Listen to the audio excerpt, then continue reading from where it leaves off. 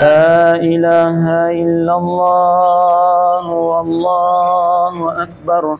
الله أكبر ولله الحمد. الله أكبر الله أكبر الله أكبر. لا إله إلا الله والله أكبر. الله أكبر ولله الحمد. الله أكبر الله أكبر الله أكبر. لا إله إلا الله والله أكبر. الله أكبر ولله الحمد. الله أكبر. لا إله إلا الله والله أكبر. الله أكبر ولله الحمد. الله أكبر الله أكبر الله أكبر. لا إله إلا الله الله أكبر. الله أكبر ولله الحمد. الله أكبر الله أكبر الله أكبر. لا إله إلا الله الله أكبر. الله أكبر ولله الحمد. الله أكبر الله أكبر الله أكبر. لا إله إلا الله والله أكبر. الله أكبر ولله الحمد. الله أكبر الله أكبر الله أكبر. لا إله إلا الله والله أكبر. الله أكبر ولله الحمد. الله أكبر الله أكبر الله أكبر. لا إله إلا الله والله أكبر. الله أكبر ولله الحمد. الله أكبر الله أكبر الله أكبر. لا إله إلا الله والله أكبر. الله أكبر ولله الحمد. الله أكبر الله أكبر الله أكبر. لا إله إلا الله والله أكبر. الله أكبر ولله الحمد. الله أكبر الله أكبر الله أكبر. لا إله إلا الله والله أكبر. الله أكبر ولله الحمد. الله أكبر الله أكبر الله أكبر. لا إله إلا الله والله أكبر. الله أكبر ولله الحمد. الله أكبر الله أكبر الله أكبر. لا إله إلا الله والله أكبر. الله أكبر ولله الحمد. الله أكبر الله أكبر الله أكبر. لا إله إلا الله والله أكبر. الله أكبر ولله الحمد. الله أكبر الله أكبر الله أكبر. لا إله إلا الله والله أكبر. الله أكبر ولله الحمد. الله أكبر الله أكبر الله أكبر. لا إله إلا الله والله أكبر الله أكبر ولله الحمد الله أكبر الله أكبر الله أكبر لا إله إلا الله والله أكبر الله أكبر ولله الحمد الله أكبر الله أكبر الله أكبر لا إله إلا الله والله أكبر الله أكبر ولله الحمد الله أكبر الله أكبر الله أكبر لا إله إلا الله والله أكبر الله أكبر ولله الحمد الله أكبر الله أكبر الله أكبر لا إله إلا الله والله أكبر الله أكبر ولله الحمد الله أكبر الله أكبر الله أكبر لا إله إلا الله والله أكبر الله أكبر ولله الحمد الله أكبر الله أكبر الله أكبر لا إله إلا الله والله أكبر الله أكبر ولله الحمد الله أكبر الله أكبر الله أكبر لا إله إلا الله والله أكبر الله أكبر ولله الحمد الله أكبر الله أكبر الله أكبر لا إله إلا الله والله أكبر الله أكبر ولله الحمد الله أكبر الله أكبر الله أكبر لا إله إلا الله والله أكبر الله أكبر ولله الحمد الله أكبر الله أكبر الله أكبر لا إله إلا الله والله أكبر الله أكبر ولله الحمد الله أكبر الله أكبر الله أكبر لا إله إلا الله والله أكبر الله أكبر ولله الحمد الله أكبر الله أكبر الله أكبر لا إله إلا الله والله أكبر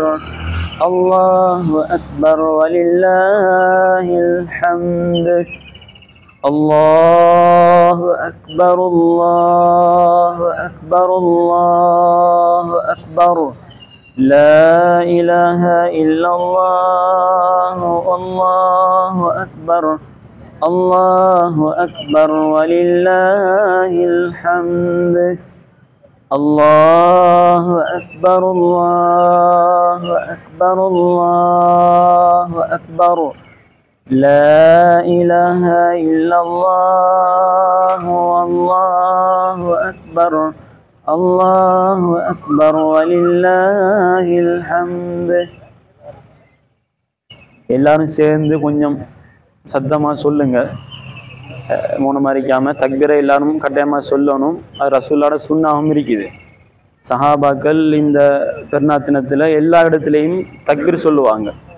அப்போ இப்போ இருக்கிற போது சத்தமாக தக்பீரை சொல்லுங்க.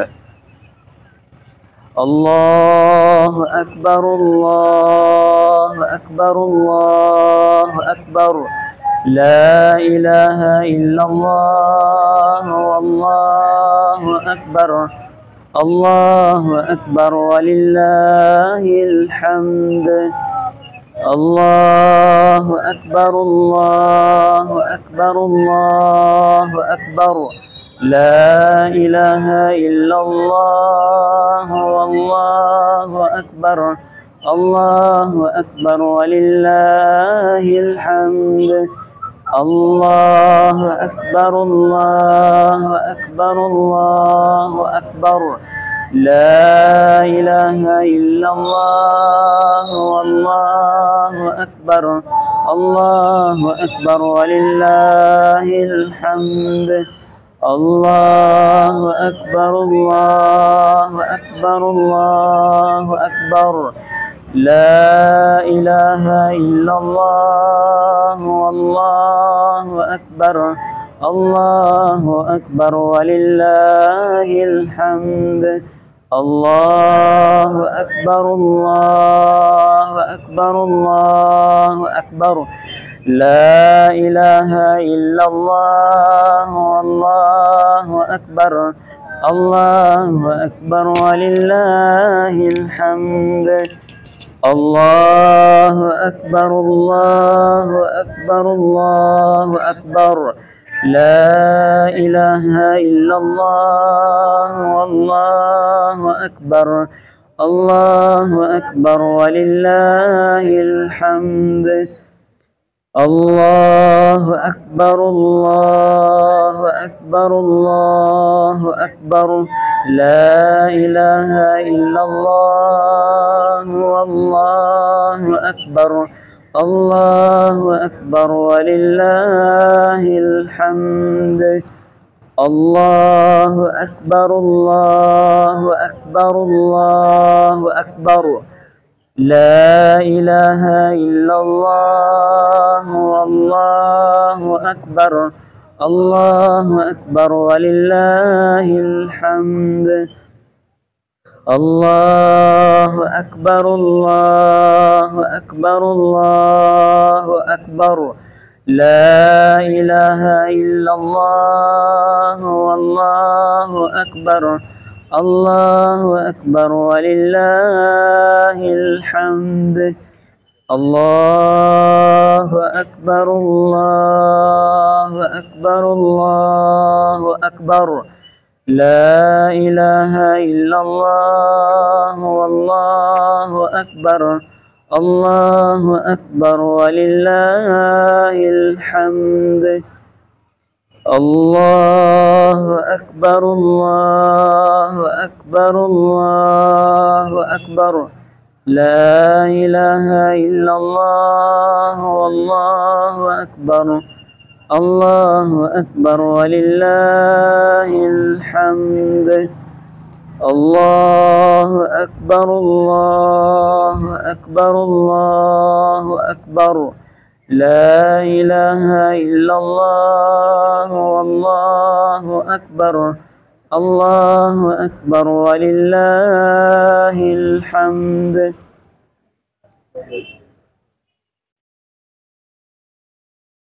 அல்லாஹு அக்பர் அல்லாஹு அக்பர் அல்லாஹு அக்பர் லா இலாஹ இல்லல்லாஹு அல்லாஹு அக்பர் அல்லாஹு அக்பர் வலில்லாஹில் ஹம்து.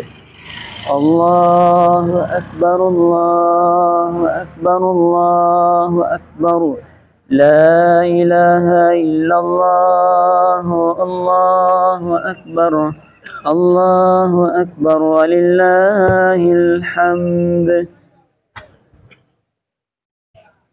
அல்லாஹு அக்பர் அல்லாஹு அக்பர் அல்லாஹு அக்பர் லா இலாஹ இல்லல்லாஹு அல்லாஹு அக்பர் அல்லாஹு அக்பர் வலில்லாஹில் ஹம்து.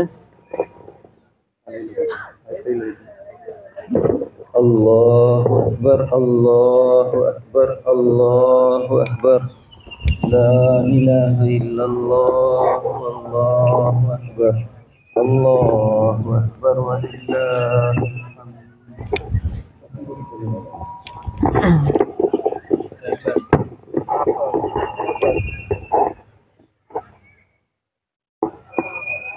மைதானத்தில் தொழுகைக்காக வரக்கூடிய சகோதரர்கள் கட்டாயமாக முசல்லாக்கள் எடுத்துக்கொள்வாங்க. வளமையாக நாங்கள் மைதானத்தில் தொழுவாங்க. 6:30க்கு எங்கள் தொழுகை ஆரம்பிப்பதாக அறிவிக்கப்பட்டிருக்குது. நிர்வாகத்தின் மூலமாக எங்களுக்கு அனுமதி வழங்கப்பட்டிருக்குது. எனவே வளமையாக சொல்லக்கூடிய ஒரு விடயம்தான், நிறைய பேர் முசல்லா இல்லாமலுக்கு இருக்காங்க. எனவே தொழுகைக்கு மைதானத்துக்கு வரக்கூடியவர்கள் முசல்லாக்கள் எடுத்துக்கொண்டே வாங்க. அது எங்களுக்கு இந்த ஏற்பாடுகளை செய்வதற்கு மிகவும் இலகுவாக இருக்கும். பெருநாள் தொழுகையை பொறுத்தவரையில 2 ரக்காத்துகளை கொண்டது. அதிலே முதலாவது ரக்காத்துல 7 தக்பீர்களும், 2வது ரக்காத்துல 5 தக்பீர்களுமாக இருக்கிறது. ஏனைய விடயங்கள் மற்றைய தொழுகைகளை நாங்கள் எப்படி தொழுவோமோ அது போன்றுதான் ஏனைய விஷயங்கள். இதே மாதிரி தொழுது கொள்வோம். முதலாவது ரக்காத்துல 7 தக்பீர், 2வது ரக்காத்துல 5 தக்பீர். இன்ஷா அல்லாஹ் தொழுது கொள்வோம்.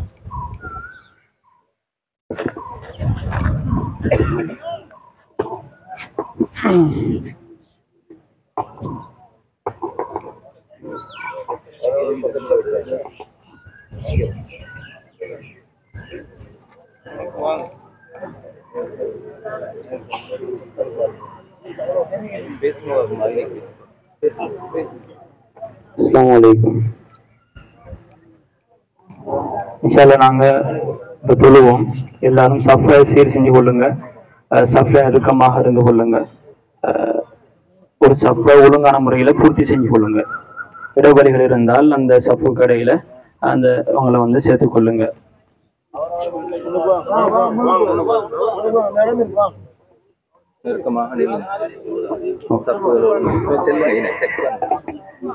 சஃப்ல நெருக்கமாக நில்லுங்க. இடைவெளி விடாம காலோடு கால் சேர்த்து நிற்பது ஒரு சுன்னா, நெருக்கமாக இருப்பது ஒரு சுன்னா. எனவே இந்த சுன்னாக்களை பின்பற்றி நாங்க இந்த தொழுகைகளை தொழுவோம். தொழக்கூடிய தொழுகை உயிரோட்டமாக இருக்கும் என்று சொன்னால் எங்களோட சஃப்புகள் சீராக இருக்கும். அப்ப கட்டாயமாக சஃப்புகளை சீர்படுத்திக் கொள்ளுங்க.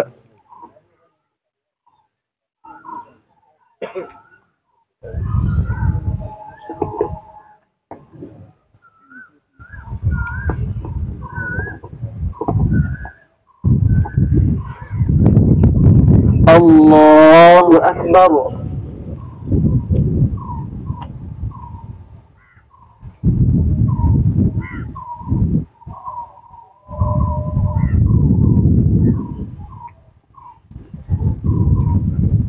الله أكبر الله أكبر الله أكبر الله أكبر الله أكبر الله أكبر. الحمد لله رب العالمين الرحمن الرحيم مالك يوم الدين إياك نعبد وإياك نستعين اهدنا الصراط المستقيم صراط الذين أنعمت عليهم غير المغضوب عليهم ولا الضالين آمين. سبح اسم ربك الأعلى الذي خلق فسوى والذي قدر فهدى والذي يخرج المرعى فجعله غثاء نحوا سنقرئك فلا تنسى إلا ما شاء الله إنه يعلم الجهر وما يخفى ونيسرك لليسرى فذكر إن نفعت الذكرى سيذكر من يخشى ويتجنبها الأشقى الذي يصلى النار الكبرى ثم لا يموت فيها ولا يحيا قد أفلح من تزكى وذكر اسم ربه فصلى بل تؤثرون الحياة الدنيا والآخرة خير وأبقى إن هذا لفي الصحف الأولى صحف إبراهيم وموسى. الله أكبر.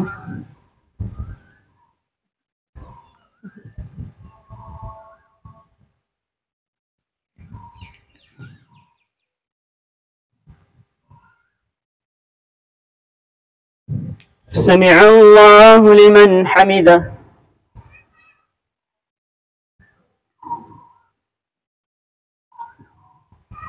الله أكبر.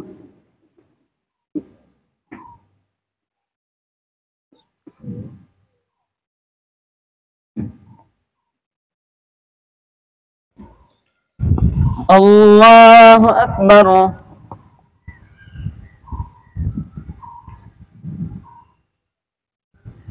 الله أكبر.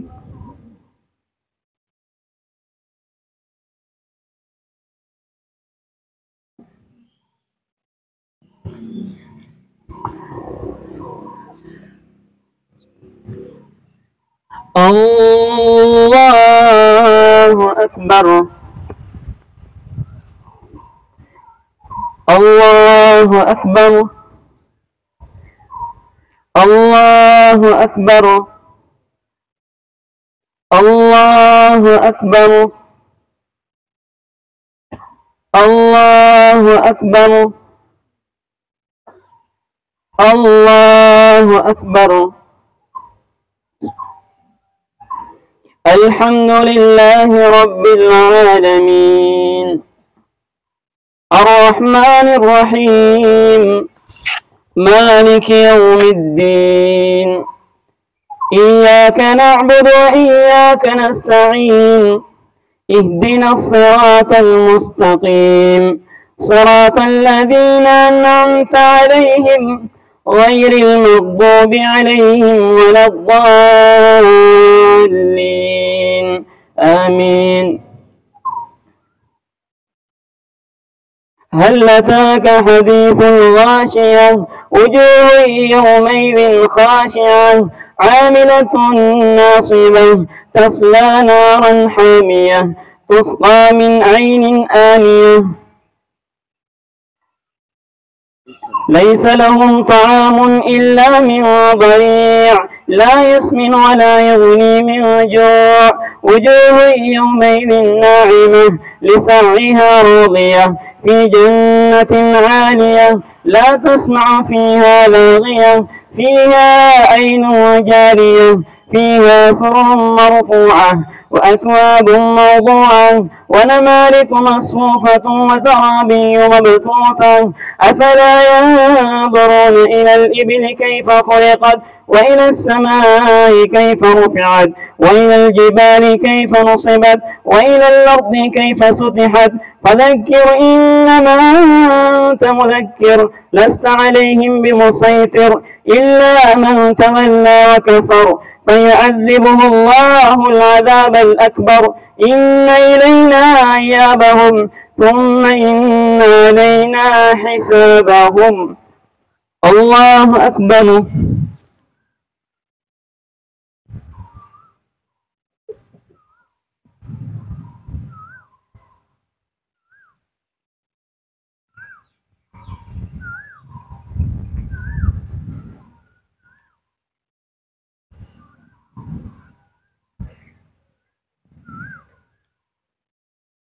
سمع الله لمن حمده.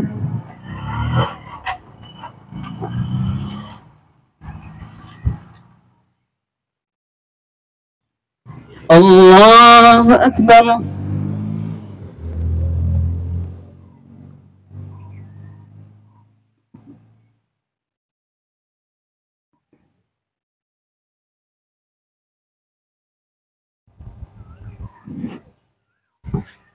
الله أكبر.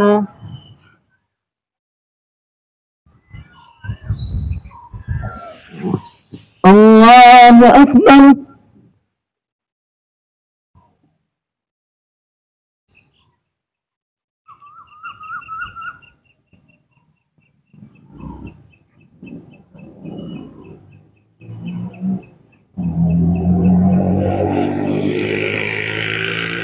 الله أكبر.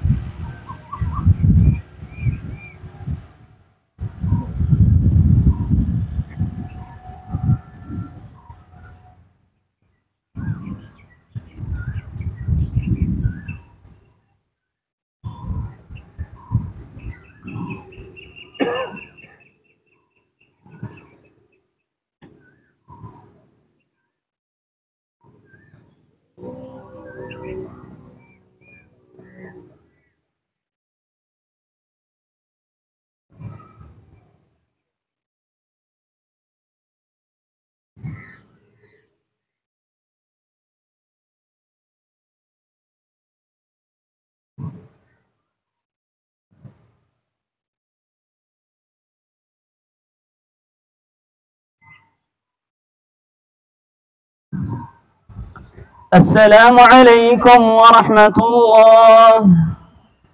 السلام عليكم ورحمة الله.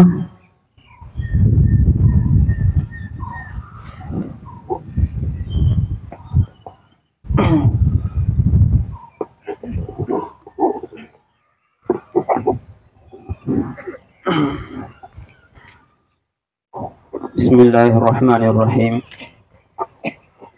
إن الحمد لله نحمده ونستعينه ونستغفره ونعوذ بالله من شرور أنفسنا ومن سيئات أعمالنا. من يهده الله فلا مضل له ومن يضلل فلا هادي له. وأشهد أن لا إله إلا الله وأشهد أن سيدنا محمدا عبده ورسوله. فقد قال الله سبحانه وتعالى في قرآنه الكريم بعد أعوذ بالله من الشيطان الرجيم: يا أيها الذين آمنوا اتقوا الله حق تقاته ولا تموتن إلا وأنتم مسلمون. وقال أيضا: يا أيها الناس اتقوا ربكم الذي خلقكم من نفس واحدة وخلق منها زوجها وبث منهما رجالا كثيرا ونساء واتقوا الله الذي تساءلون به والأرحام إن الله كان عليكم رقيبا. وقال أيضا: يا أيها الذين آمنوا اتقوا الله وقولوا قولا سديدا يصلح لكم أعمالكم ويغفر لكم ذنوبكم ومن يطع الله ورسوله فقد فاز فوزا عظيما. அன்புக்குரிய அல்லாஹ்வின் நல்லடியார்களே, இறைநேசர்களே, சகோதர சகோதரிகளே, தாய்மார்களே, அல்லாஹ் சுப்ஹானஹு வ தஆலா இந்த உலகத்தில் வாழுகிற போது நமக்கு தக்வாவுடைய வாழ்க்கையை தர வேண்டும் என்கின்ற அந்த வசியத்தோடு, அன்புக்குரிய அல்லாஹ்வின் நல்லடியார்களே, நாம் அல்லாஹ்வினால் எமக்கு விதியாக்கப்பட்ட கடமையாக்கப்பட்ட 2 பெருநாள் தினங்களிலே ஈதுல் அல்ஹா என்று சொல்லக்கூடிய தியாக திருநாளிலே ஒன்று கூடியிருக்கிறோம். அல்லாஹ் சுப்ஹானஹு வ தஆலா இந்த 1446வது ஹிஜ்ரி ஆண்டில் இந்த ஈதுல் அல்ஹா தினத்தை கொண்டாடக்கூடிய பாக்கியத்தை நம் அனைவருக்கும் தந்திருக்கிறான். அல்ஹம்துலில்லாஹ். உண்மையிலே இந்த பெருநாள் தினம் என்பது வெறுமனே பெருநாளாக மாத்திரம் இருக்காமல் தியாகத்தோடு இணைந்த ஒரு திருநாளாகத்தான் இந்த பெருநாள் தினத்தை ஒரு முஸ்லிமும் பார்க்க வேண்டும். ஏனென்று சொன்னால் இந்த பெருநாள் தினத்துக்கு பின்னால் ஓர் தியாக வரலாறு ஒன்று இருக்கிறது. தியாகத்தின் அடையாளமாகத்தான் அல்லாஹ் சுப்ஹானஹு வ தஆலா இந்த பெருநாள் தினத்தை எமக்கு கடமையாக்கி இருக்கிறான். அன்புக்குரியவர்களே, எங்களுக்கு தெரியும் அல்லாஹ் சுப்ஹானஹு வ தஆலா இப்ராஹிம் அலைஹிஸ்ஸலாம் அவர்களையும் அவர்களுடைய குடும்பத்தாரையும் பொருந்திக் கொண்டதன் அடையாளமாக இன்றைக்கு நாங்கள் பெருநாள் தினத்தை கொண்டாடி கொண்டிருக்கிறோம். இதற்கு பின்னால் ஒரு பெரிய ஒரு தியாக வரலாறு இருக்கிறது.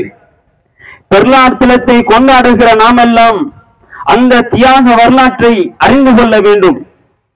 எமக்கு தெரியும் இப்ராஹிம் அலைஹிஸ்ஸலாம் அவர்களுக்கு அல்லாஹ் பல்வேறுபட்ட சோதனைகளை கொடுத்தான். பல சோதனைகளை எதிர்கொண்டார்கள். எந்த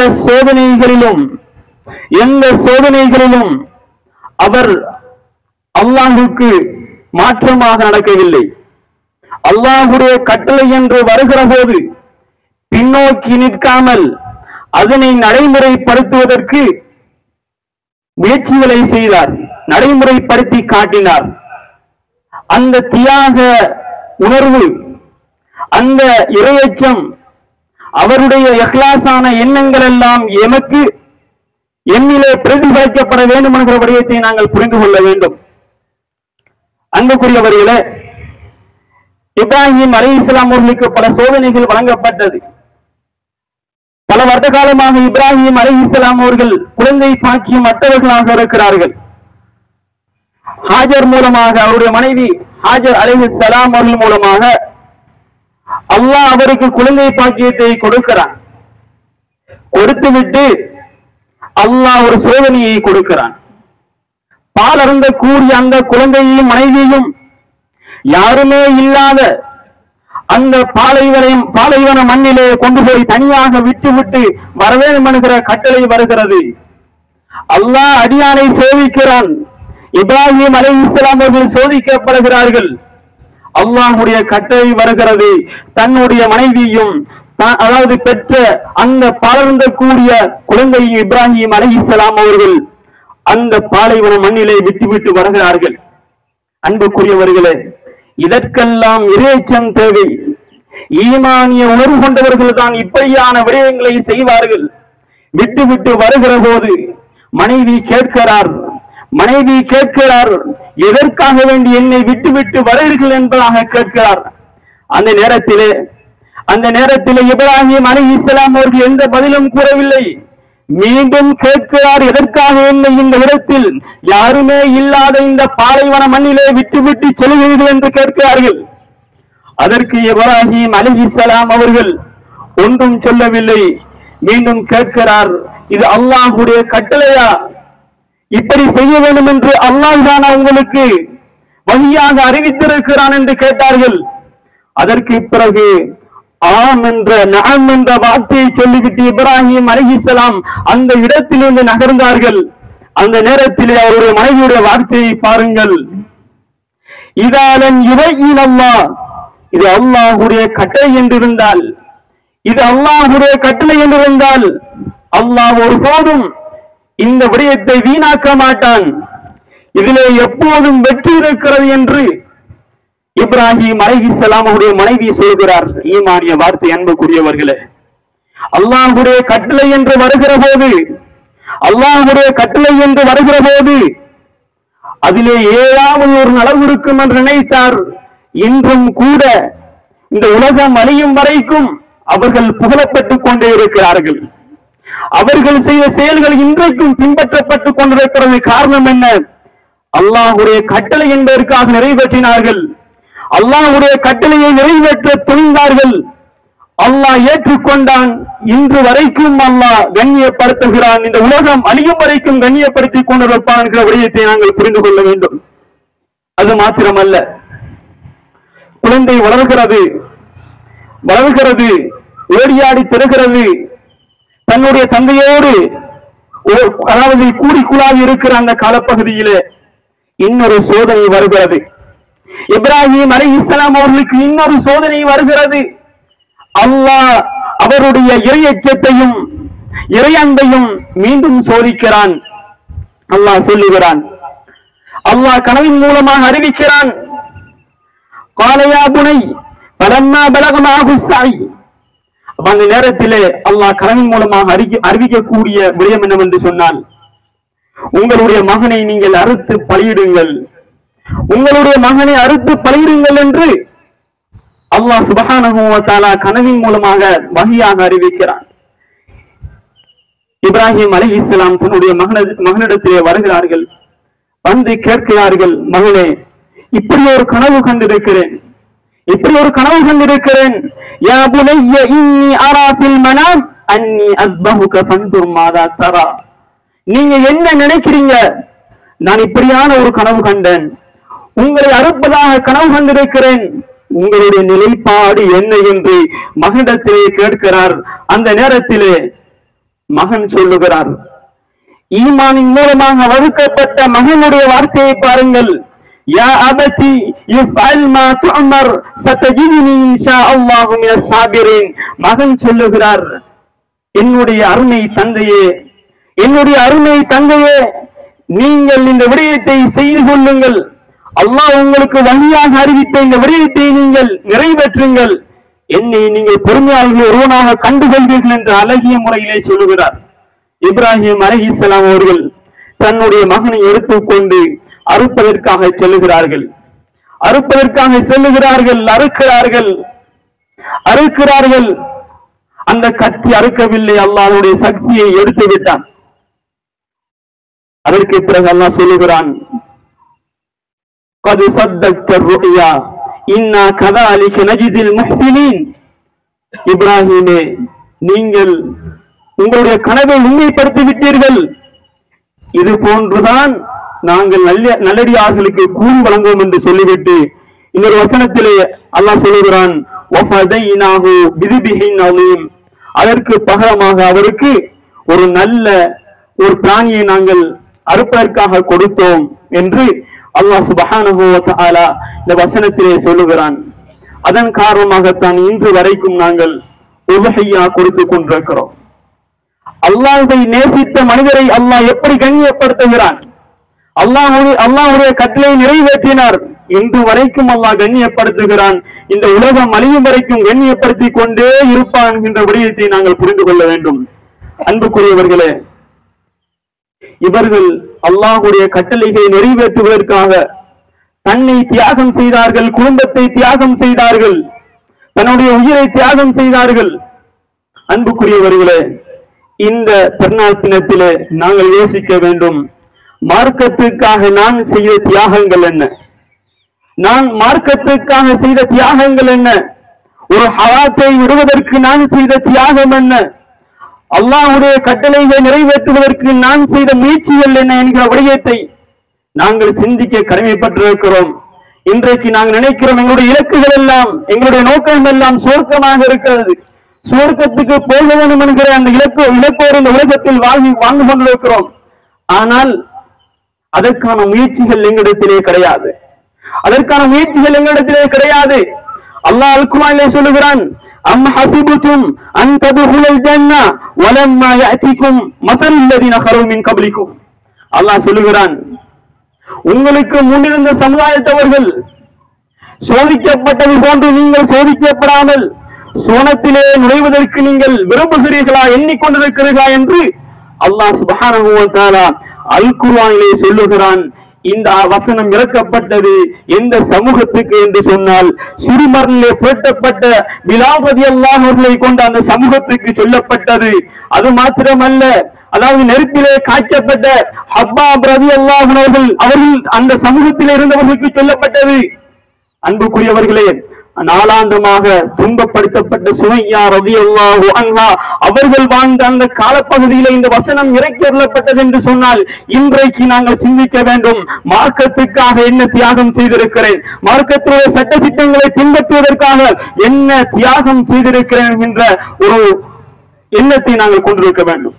எனவேதான் அன்புக்குரியவர்களே, மார்க்கத்தினுடைய சட்ட திட்டங்களை, அல்லாஹ்வுடைய கட்டளைகளை, குறிப்பாக தொழுகைகளை நிறைவேற்றுவதற்கு இந்த அளவு, அதாவது அவர்கள் உயிரை கொடுத்து தியாகம் செய்தார்கள். இந்த கடமையை நிறைவேற்றுவதற்கு நாங்கள் தியாகம் செய்வோம். இப்படியான தியாகங்களை மேற்கொள்ளக்கூடியவர்களாக நாங்கள் இருக்க வேண்டும். அதே போன்று நான் அன்புக்குரியவர்களே, எமது பெருநாத்தினம் என்பது ஏனைய கலாச்சாரங்களில் பின்பற்றப்படுகிற பெருநாத்தினங்களை விட தனித்துவமானது. காரணம் என்னவென்றால், எமது பெருநாத்தினங்கள் எல்லாம் அல்லாஹ்வுடைய கட்டளைகளையும் நபிகளாருடைய சுன்னாவையும் பின்பற்றியதாக இருக்கிறது. அப்படியான வரையறுக்கு உட்பட்டதாகத்தான் எங்களுடைய பெருநாத்தினங்கள் அமைகிறது. அதன் காரணமாகத்தான் ஏனைய மத கலாச்சாரங்களில் பின்பற்றப்படுகிற பெருநாத்தினங்களை விட இஸ்லாமியர்கள் பின்பற்றுகின்ற இந்த பெருநாத்தினங்கள் சிறப்பாக இருக்கிறது. எனவே அன்புக்குரியவர்களே, இந்த பெருநாத்தினங்களிலே அல்லாஹும் ரசூலும் அனுமதித்த விடயங்களை நாங்கள் பின்பற்றுவோம். ஹராமான விடயங்களில் தவிர்த்திருப்போம். அந்நிய கலாச்சாரங்களை எங்களுடைய பெருநாத்தினங்களிலே புகுத்தி அது ஒரு வழிமுறையாக நாங்கள் பின்பற்றி வருகிறோம்.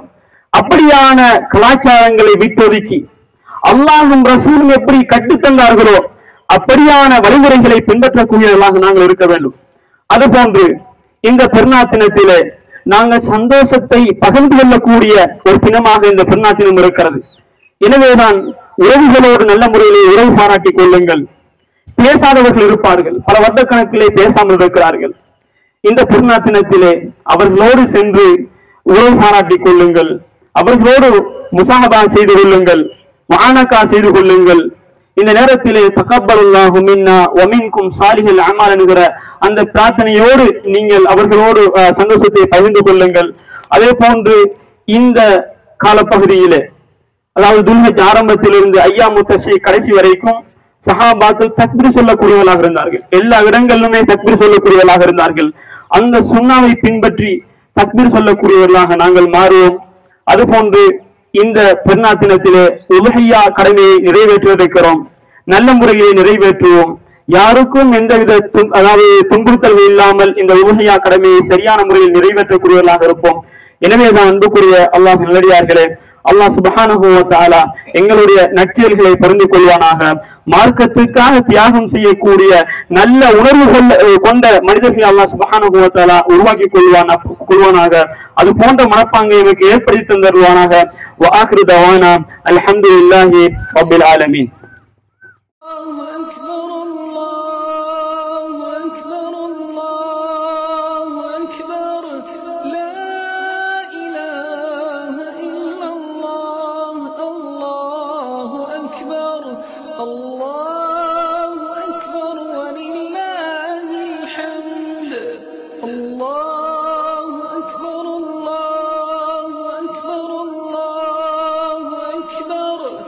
لا